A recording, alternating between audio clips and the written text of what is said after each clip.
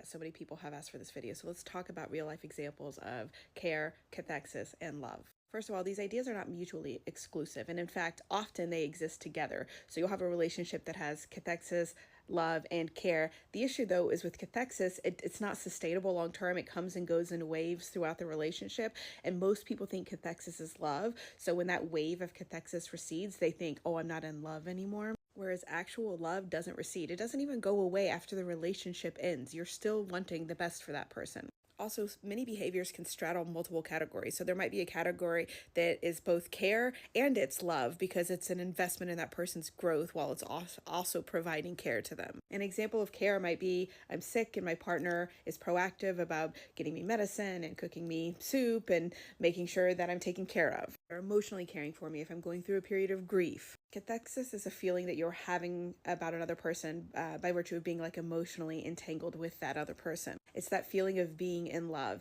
It's that excitement of receiving that text from them. It's the best part of your day being the time of the day when you get to see their face, right? It's usually a combination of hormones, excitement, and a little bit of mystery because you're filling in the blanks of what you don't know with sort of best case scenario. And when I say that cathexis is something that comes and goes like a wave in a long-term relationship, it's because, it may disappear for a while, but when that person evolves to the next stage of their persona, that they bring a little bit of mystery again, and then cathexis can be reborn. Whereas real love is more sustaining. Love is wanting what is best for that other person. It's not necessarily wanting what you think is best for them because you're often projecting a version of them that would better meet your needs. So then it comes back to not really being love. When you're just using a person to get your needs met, that is often codependence. That is what most relationships are. They're a trading of relationship services and need meeting. Real love is holding space for the entirety of who somebody is and then gently reflecting back to them what you see so that they can see themselves more clearly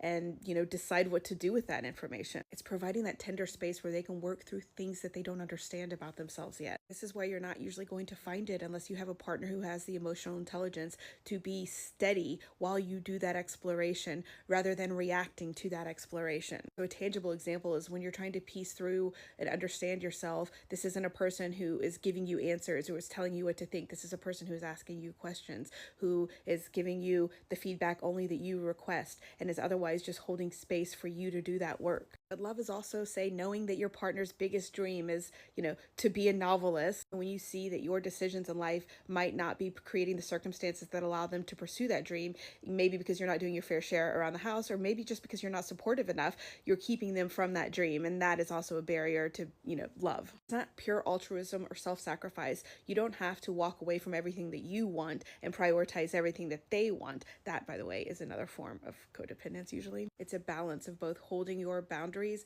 while also honoring their boundaries and creating a space for them to become the most self-expressed version of themselves. So in this way, true love isn't limiting. True love doesn't make you feel smaller. True love doesn't make you feel like you have to dress a certain way for their approval or talk a certain way for their approval. True love gives you space to explore your self-expression and any version of yourself that you might want to try on. Real love is deeply curious about the other person. It's asking, who are they really? Who are they becoming? Who might they become 5 years from now? It's not trying to steer the ship of who they might become, of you deciding what their spiritual growth path might look like. No, it's sitting back and providing the space for them to do that exploration on their own while you just appreciate being along for that ride. Real love should be expansive, that you can be the most expressed, authentic version of yourself. If there's any relationship that makes you feel small or limited, that's not love.